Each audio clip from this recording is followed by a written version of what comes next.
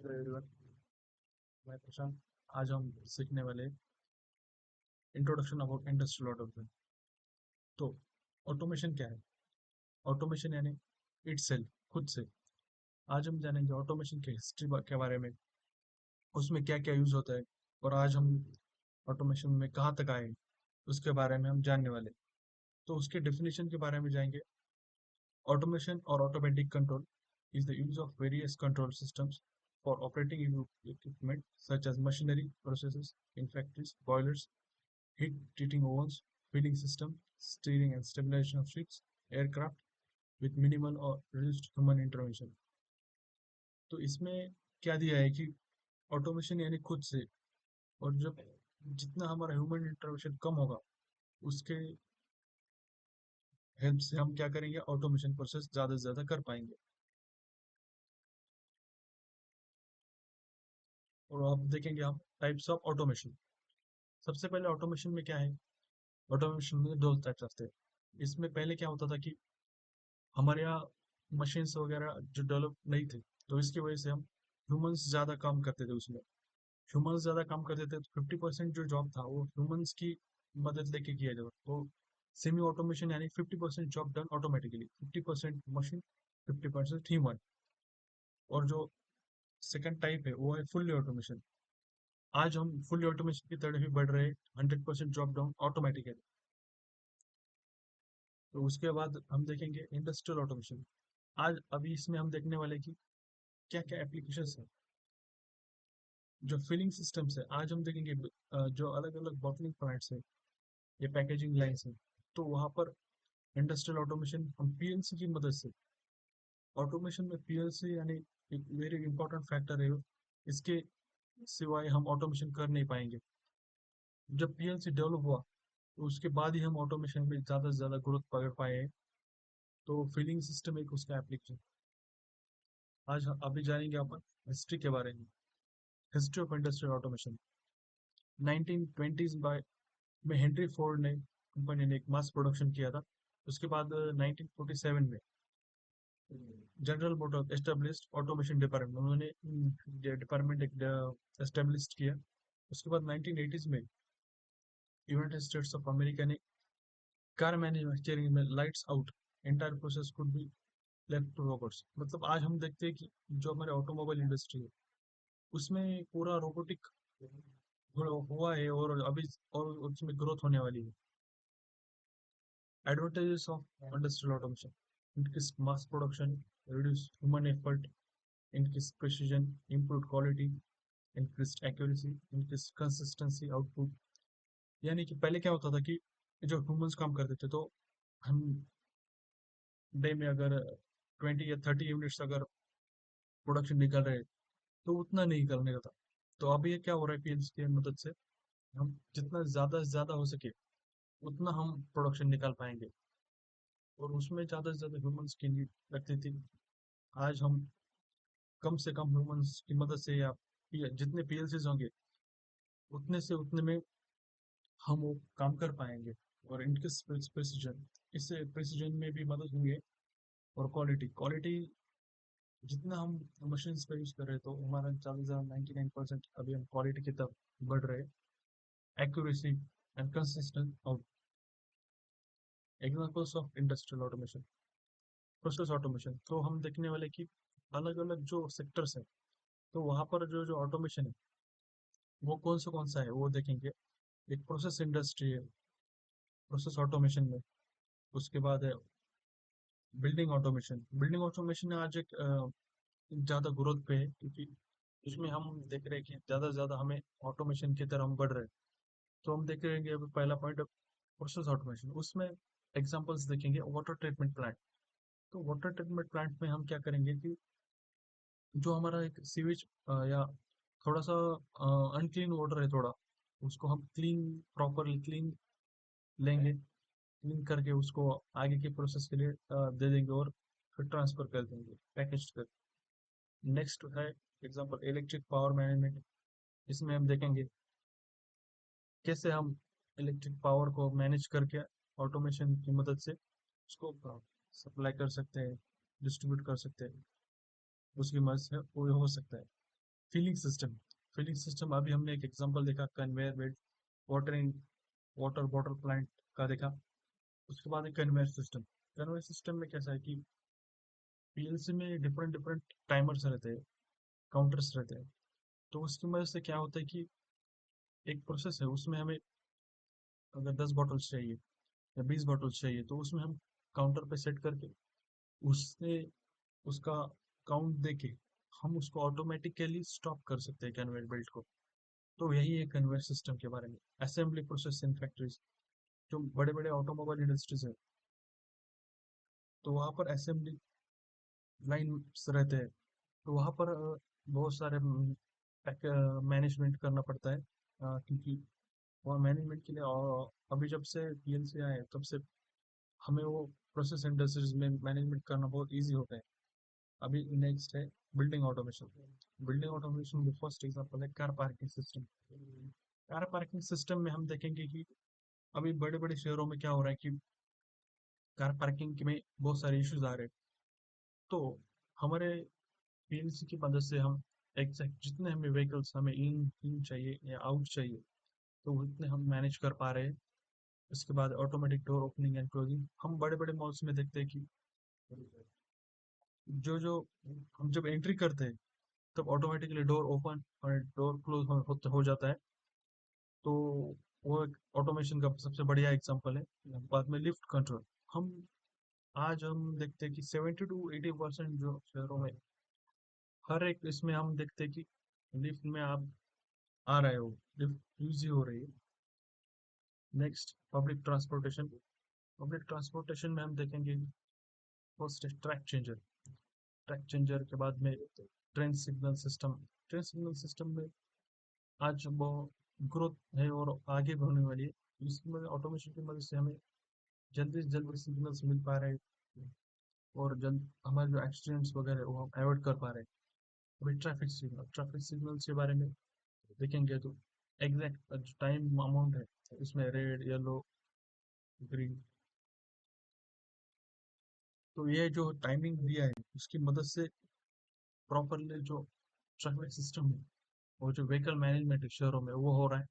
Automatic toll gate system, हम आज देख रहे हैं कि जो हमारा फास्टैग है, फास्टैग की मदद से क्या हो रहा है कि हम जब व्हीकल को इन करते हैं, वहाँ पर व्हीकल को इन करने के बाद वो उसको स्कैन करने के बाद ऑटोमेटिकली डोर ओपन हो जाता है टोल गेट का। तो वो एक बढ़िया एग्जांपल है अभी ऑटोमेशन का। Next example is electrical traction, ship automation. अलग अलग एग्जांपल्स है। अब तक हमने देखा कैसे ऑटोमेशन हमें जो चीज़ें बहुत मुश्किल थी पहले, उसको हम ऑटोमेशन की मदद से बहुत इजी कर पाए। 90s 80s 90s और 2000 के बाद में तो बहुत सारे ग्रोथ मिले हैं। स्पेशली जो पीएलसीज में जो हमें ग्रोथ मिली है, अभी फॉर एग्जांपल हम देखें, बात करते हैं कि सीमेंस की, सीमेंस ने अभी बहुत सारे डेवलपमेंट किया है। तो S7 1200 1500, ये जो पीएलसी डेवलप हुए हैं इससे हमें अभी वो इंटरनेट पे है। तो इससे ऑटोमेशन में बहुत सारा बूम मिला है और अलग अलग जो पीएलसी है उसकी मदद से अभी ऑटोमेशन सेक्टर बहुत सारी ग्रोथ पे है। तो हम अभी इसकी वजह से अभी आगे आने वाले जनरेशन में और आगे वाले सालों में हमें ऑटोमेशन का जो ग्रोथ है वो ज़्यादा से ज़्यादा देखने को मिलेगा। अभी आर्टिफिशियल इंटेलिजेंस है, तो उसकी मदद से भी ऑटोमेशन में हमें ग्रोथ में देखने को मिलेगी। अभी हम थोड़ा सा देखने वाले हैं ऑटोमेशन में जो अलग अलग सर्किट्स है या अलग अलग जो इक्विपमेंट्स है वो क्या क्या इंपॉर्टेंट है और उसकी हमें ऑटोमेशन में क्या क्या मदद होती है वो देखने वाले हैं। Automation control and power circuit, तो इसमें अपन देखने वाले हैं motor forward and reverse direction motor. तो मोटर का एक बहुत ही इम्पोर्टेंट रोल है ऑटोमेशन में। हम देखेंगे हर एक चीज है उसमें मोटर का जो रोल है वो बहुत इम्पोर्टेंट है, क्योंकि कन्वेयर बेल्ट्स या स्टार्ट स्टॉप कुछ भी करना है तो मोटर का बहुत सारा इस्तेमाल है। उसके बाद three phase star, delta converter, motor jogging और सिंगल फेज प्रिवेंटर। तो उसमें हम एक एक करके देखने वाले three phase motor forward and reverse control. तो पावर सर्किट और कंट्रोल सर्किट, ये डायग्राम से दो सर्किट्स है। इसमें थ्री फेज इसे दिया है ABC पॉइंट्स में, M1 और M2, इसमें दिए हुए M1 फॉरवर्ड के लिए, M2 रिवर्स के लिए, और मोटर के 3 टर्मिनल्स है। तो फॉरवर्ड में हम क्या करते हैं कि ए बी सी पॉइंट्स को ज्वाइंट करते हैं। उसके बाद रिवर्स में हमें क्या देखने को मिलता है कि फर्स्ट एंड सेकंड फेज में हम इंटरचेंज करते हैं। तो फर्स्ट एंड सेकंड फेज में इंटरचेंज करने बाद हमें वो रिवर्स में मिल जाता है। और भी कंट्रोल सर्किट में हम सिंबल्स यूज करते हैं, forward, reverse, stop, overload relay, L1 L2, ऐसे हम सिंबल्स यूज करते हैं। तो यही डिफरेंस है इसमें। उसके बाद हम देखेंगे ओवरलोड हीटर कॉइल। तो ओवरलोड प्रोटेक्शन रिले, तो हर एक सर्किट में हमें प्रोटेक्शन चाहिए होता है। जो हमारे मोटर है या रिले कॉन्टैक्टर्स या फाइनल कंट्रोल वाल्व है, वो कभी कभी डैमेज होने का चांस रहते हैं। तो हम क्या करते हैं कि ओवरलोड प्रोटेक्शन रिले देते हैं। तो रिले क्या करते हैं कि जब उसके लिमिट्स क्रॉस हो जाते तो ऑटोमेटिकली वो ट्रिप कर जाते हैं, तो बंद हो जाते हैं। तो हमें जो मोटर है उसको प्रोटेक्ट करते हैं। ओवरलोड हीटर कॉइल्स जो है वो सीरीज में कनेक्ट करते हैं अपन मोटर वाइंडिंग्स के। और जो जो जब मोटर एक्सेसिव करंट ड्रॉ करती है तो टेम्परेचर जो है वो बढ़ जाता है हीटर एंड, और जो ओवरलोड रिले है वो ट्रिगर कर जाता है, मतलब ऑफ हो जाता है। देन वो जो कॉन्टैक्टर्स है वो deenergise and disconnect the motor from main supply. तो वो मोटर को बचाने के लिए कॉन्टैक्टर्स भी डीएनर्जाइज होते हैं, मतलब डिस्कनेक्ट हो जाते हैं। फिर उसके बाद हम देखते हैं कि the contact of the overload relay then cuts off the supply to the contactor coils in the control circuit. तो ये था हमारा मोटर फॉरवर्ड और रिवर्स डायरेक्शन में। मोटर फॉरवर्ड जो है वो क्लॉकवाइज में देखते हैं अपन, और जो मोटर रिवर्स है वो एंटी क्लॉकवाइज में। प्रोग्रामेबल ऑटोमेशन, इसमें हम देखते हैं कि प्रोग्रामेबल लॉजिक कंट्रोल की मदद से तो ऑटोमेशन में देखते हैं वो कैसे होता है। जो उसमें सर्किट है ये लैडर लॉजिक डायग्राम, इसमें स्टार्ट स्टॉप ओवरलोड देखते हैं अपन। Motor three phase start to delta converter, three phase start to delta converter में हम देखेंगे पावर सर्किट और कंट्रोल सर्किट। इसमें पावर सर्किट में हम देखते हैं मेन पावर सप्लाई आ रहा है, उसमें KM3 KM2 KM1 close or main and start contactor to close, KM3 main closed and KM2 is equal to KM1 is equal to open. In this state motor runs at generator, और जो third point है वो main and delta closed and star is open, motor connect in full load. तो ये है power circuit अपना three phase star to delta converter का। उसके बाद एक कंट्रोल सर्किट, उसमें हम देख चुके हैं कि जो सिंबल्स है अलग अलग, स्टार्ट, स्टॉप, ये दिए रहते हैं स्टार्ट डेल्टा मेन के। नेक्स्ट कॉन्सेप्ट है motor jogging. Jogging actually means to start a motor with short jabs of power at full voltage. मतलब हम बड़े जो करें एप्लीकेशन है उसमें हम देखते हैं कि हमें बहुत कम समय में हम मोटर को ऑन ऑफ करना पड़ता है। इस तो इस उस वक्त एक मोटर जॉगिंग है, एक कॉन्सेप्ट यूज होता है स्टार्ट स्टॉप कंट्रोल सर्किट। तो ये है स्टार्ट स्टॉप कंट्रोल सर्किट। इसमें start stop motor overload relay और यमोन यानी ये लैचिंग लैचिंग यूज करते हैं। ये जो स्टार्ट बटन है कुछ बटन यानी पल्स टाइप होता है, हम जब प्रेस करते हैं उतनी देर के लिए वो हमें इनपुट देता है, जब हम रिलीज करते हैं तो हम वो हमारा आउटपुट नहीं रहता है उससे।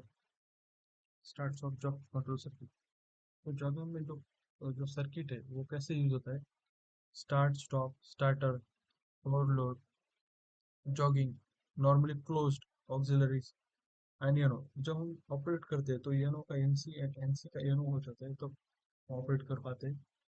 सिंगल फेज प्रिवेंटर, जब हम देखते हैं कि थ्री फेज जो मोटर है उसमें अगर एक आध इसमें अगर प्रॉब्लम आ जाता है फेज में, तो उस वक्त क्या होता है कि जो जो हमारे दो सप्लाई दो फेजेस है अलग, और बाकी उसमें ज्यादा से ज्यादा करंट बढ़ जाता है, तो वो बढ़ जाता है 3 टाइम्स इट्स नॉर्मल वैल्यू। तो उसमें क्या हो जाता है कि this called single phasing relatives in unbalanced stator currents. इसमें क्या हो जाता है कि अनबैलेंस्ड स्टैटर करंट्स है तो उसमें बढ़ जाते हैं। तो इसीलिए हम क्या करते हैं कि सिंगल फेज फेल्योर को रोटर को इससे प्रॉब्लम होता है हीटिंग में। जब हम ये प्रॉब्लम फेस करते हैं तो क्या होता है कि रोटर में इसमें हीटिंग का प्रॉब्लम आता है। तो मोटर में हीटिंग का अगर प्रॉब्लम आया तो मोटर में बहुत सारे डैमेजेस आ सकते हैं। तो हमें प्रिकॉशंस लेने पड़ते हैं। इसीलिए हम single phasing protection circuit, large induction motors as even small imbalance can cause damage to motor windings and rotors. तो इसीलिए सिंगल फेज प्रोटेक्शन सर्किट का यूज होता है। सिंगल फेज प्रिवेंटर का सर्किट ये है। इसमें control circuit, current transformer, RYB phase में हम देख रहे हैं तो thermal overload relay, off, on, auxiliary contact, contactor और कॉन्टैक्टर कॉइल्स। तो इसमें जब हम थ्री फेज दे रहे हैं तो हमारा जो कंट्रोल सर्किट है उसमें हम करंट ट्रांसफॉर्मेशन का बाद में हम हमारा कॉन्टैक्टर पिकअप होता है। उसके बाद हमारा थ्री फेज मोटर है वो ऑन हो जाता है। उसके बाद हम देख सकते हैं कि ऑन हो रहा है। तो यही था हमारा फर्स्ट सेशन के बारे में। इसमें हमने आज देखा है कि जो ऑटोमेशन है उसमें हम कहाँ पर अभी ग्रोथ कर रहे हैं। ऑटोमेशन में की हिस्ट्री देखी हमने, उसमें पीएलसी का क्या रोल है।